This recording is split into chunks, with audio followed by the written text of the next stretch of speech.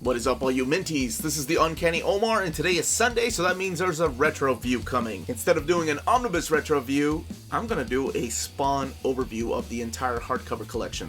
Now, for two reasons. Number one, because a lot of you have been asking me to do this for many number of years. And number two, so we can get these books reprinted. A lot of these have been out of print for a number of years, so let's let Todd McFarlane know that these books need to be reprinted and continue. Stay tuned. Alright, so let's get started. Very first thing I want to do is give a proper shout out to Cody Smith. He's the one that suggested doing this, but he's not the only one. Over the last few years, I've been asked to do this over and over, and honestly, it's just because I forget, and I'm sorry. So now I'm being reminded, and I'm giving shout outs. So let's take a look at each book and talk about the build of the books and when they started coming out, and in case you don't know what Spawn is. Okay, so let's get this opened and talk a little bit about the history of Spawn and a little bit of the history of these books, and if there's a chance that we can get these reprinted and continued. So Spawn, this is a character that was originally created by Todd McFarlane. Todd McFarlane, of course, is the guy that was the artist on Amazing Spider-Man. He had done work for Marvel, and him and 6 other creators decided to leave Marvel right before the summer crossover events started. So, together with Rob Liefeld, Jim Lee, Whilce Portacio, Jim Valentino, Eric Larson, and Mark Silvestri, they formed Image Comics. Now, what was interesting about Image Comics is that each one of them had their own studio. So Image was the publisher, and then each studio would publish through Image. So Todd McFarlane had his own studio, Liefeld had Extreme, Jim Lee and Whilce Portacio were over at Image Studios. So that's kind of where this started. Of course, his ideas really began when he was in his teens. His ideas of drawing this character. So long before he even started on Spider-Man, he was drawing this character right here. So he launched this series at Image on May of 1992. And I will say it was damn near impossible to find a first issue. I think I had to go to the newsstand, like at a pharmacy, to find a first issue because the comic book stores were sold out. The book, the number one issue, sold over, I think it was like 1.5 million copies, if I'm not mistaken. So what's really interesting about these collections here, especially with Volume 1, is that for the first time ever, we have them completely in chronological order. So before, we've had other printings of these books, where they would leave out sometimes issues 8, sometimes issues 9, and definitely issue 10. So issue 8 and 9 were reprinted, and there's trade paperback versions of these Origins. Let's keep going and talking about them. There are trade paperback versions of these books, and 2 of those trade paperbacks make up one of these hardcovers. Of course, these are deluxe hardcovers, so keep that in mind. So that means these are as tall as an omnibus, of course not as thick as an omnibus, and definitely taller than your trade paperbacks. So we've had Spawn collections, we've had the Spawn Origins collections, which is what these are called, and these started in trade paperback format in 2009. But like I said, Volume 2 of that does not collect issue 10, so it almost feels like it's incomplete. Now, this comes along and it collects everything that they did in chronological order, as long as it's in Spawn. It doesn't collect all the miniseries, or any of the miniseries rather, like Angela or the Violator or the Spawn versus Batman, of course, the 2 one-shots of that. But it does collect every single issue of Spawn. Let's go ahead and move on to Volume 3. The covers are brand new. They're supplied by either Greg Capullo or Clayton Crane. And the retail on these, I believe, are $29.99, if I'm not mistaken. Yeah. So Todd McFarlane oversaw the project. So speaking of Todd McFarlane, he's the one that created the character. He's the one that drew it, and that's why a lot of us went and started buying these books up. But the first 2 volumes collect issues 1 through 25. Now we kick on issue 26. And if you notice, it's a different artist. However, that is the thing about Spawn, is that it's blessed by so much talent. This is Greg Capullo. And Greg Capullo, you know him from, he did a couple of issues, fill-in issues over there, when I'll talk a little bit about that another time, but it was during the Image Creator Swap Month.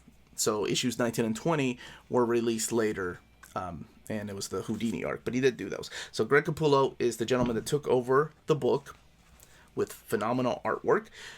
he went on to do, of course, Batman. This is before Batman, but right after he finished doing X-Force. So McFarlane drafted him from Marvel and got him to draw Spawn. And that's what his art looks like. McFarlane, of course, still supplying the covers. So moving on to Volume 4. Now, when I do these overviews, I don't review the actual stories itself. I'm just showcasing the artwork and talking a little bit about the history of the character and, of course, these books. If this does not look like Greg Capullo, it's because it's not. This is Tony Daniels. So Tony S. Daniel, that's Antonio S. Daniel from the pages of X-Force, also drafted to come and work for Todd McFarlane and draw this Image titles. But don't worry, Greg Capullo comes back to the book. He just did a few fill-in issues. And when I mentioned Todd McFarlane was still doing the covers, he then gets to the point where he's just inking the covers. So Greg Capullo is actually supplying the actual covers. Now, Todd McFarlane wasn't the only one that worked on the books. He also had big guns come in and help him, like Neil Gaiman. There's that whole, well, we'll talk a little bit about that here in a second. Alan Moore and Frank Miller, just to name a few. So it's not just the art that benefited from McFarlane's Spawn. See, this is what I mean, inking Greg Capullo's covers. It was also the writers coming in and getting a spotlighted Image so that they can start doing their own creators. I wish one day we would get a, 1963 collection. But let's focus on this. Now, let's talk about who Spawn is. So what's interesting to note is that all of these have sewn binding, but depending on the printing, some of them have this curve on the inner spine, and some of them don't. But it still doesn't affect the way that the book lays down, as you've seen me flip through here. And all of them have this thick, glossy paper. So I love the build of these books. Now, at this moment, I just want to remind you to please don't forget to hit that like button and subscribe button if you have not subscribed. We put out videos every day. So now we have Clayton Crane drawing the covers. So Spawn. Who is Spawn? Still Capullo on art. I believe Danny Mickey ends up inking his stuff later on. But for now, it's still Todd McFarlane inking it. And I think it's in this volume that Danny Mickey jumps in and starts doing additional inks. And the team, like I said, went on to do Batman. So the story of Spawn, hey, I guess starring some other Image characters in this one, like Savage Dragon. So the story of Spawn is pretty simple. It's this gentleman named Al Simmons, who is an assassin. And through a series of events, unfortunately gets killed on a mission, and there's a betrayal and all this stuff, but I'm not going to spoil any of that in case you don't know. So after he gets murdered in a mission, he makes a deal with the devil to come back and become a hellspawn. The devil in this universe is called Malebolgia. Malebolgia? However you pronounce that word. It should be Latin, right? So it should be Malebolgia, but I guess we'll see. And he comes back to see his wife Wanda, of course named after Todd McFarlane's own personal life, and realizes that he's been gone for 4 years. And now Wanda has a kid, Cyan, and she is remarried to his best friend, Terry, who did missions with him too. So that breaks his heart, and instead, here, let's move on to the next volume. So instead of staying and moping about it, he decides to just stay behind and stay a hellspawn, but fight in Crime Alley. Bless, there is some beautiful artwork in here. So that's pretty much it. He wears this outfit that can morph itself.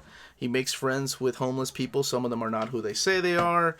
And then, there's also other characters that were created by McFarlane for this universe, like the Violator, Overkill, or the Redeemer. And then other creators like Neil Gaiman created Angela. And I guess I have to talk a little bit about that, why you see her in the Marvel Universe. So because Spawn was its own property, right? So it's not like Marvel or DC, where if you create something, it belongs to them. Image is pretty much just your own property that you create, even if it's for a series. So Neil Gaiman created the character of Angela. Even though Todd McFarlane drew her story and everything, Neil Gaiman created her. So there was this huge lawsuit for years over the character of Angela. So that's why I don't know if future editions will have her first appearance in issue 9 or not. So I'm hoping they reprint these. But let's keep going with that as we look at the next volume. So there was a huge lawsuit for well over a decade. I want to say almost 15 to 20 years, something ridiculous like that, over who owned the rights to Angela. Also Miracle Man, but that's for another story.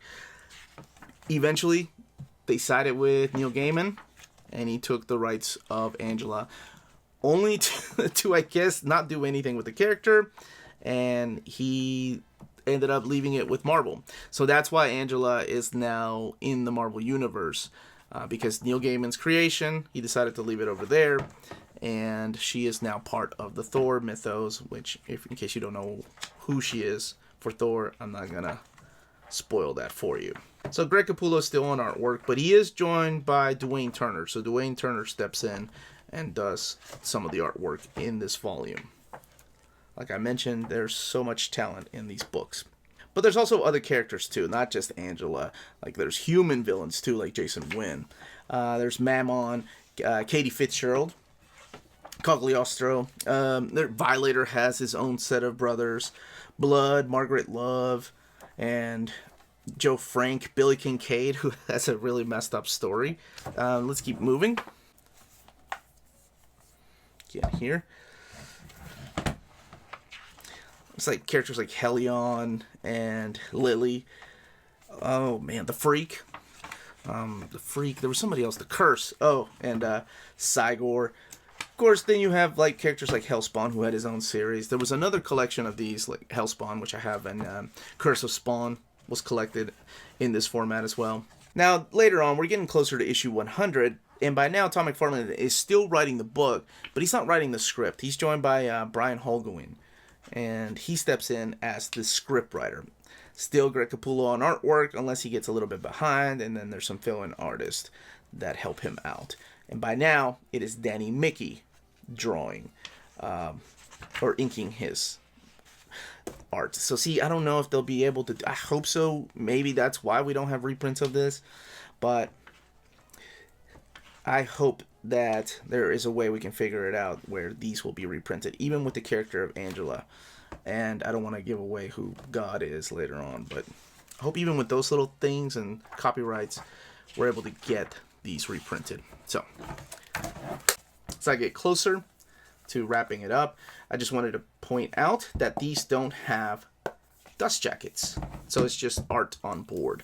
And you can probably tell that the characters themselves stand out because they have like a semi-gloss finish to it, so they pop out more than on this white background. Love that about these books. But I'm a big fan of hardcovers from Image, though. So now we're getting past issue 100, and we have a new artist, and that is Angel Medina. Now, Angel Medina had done work for Marvel. He had done Sensational Spider-Man.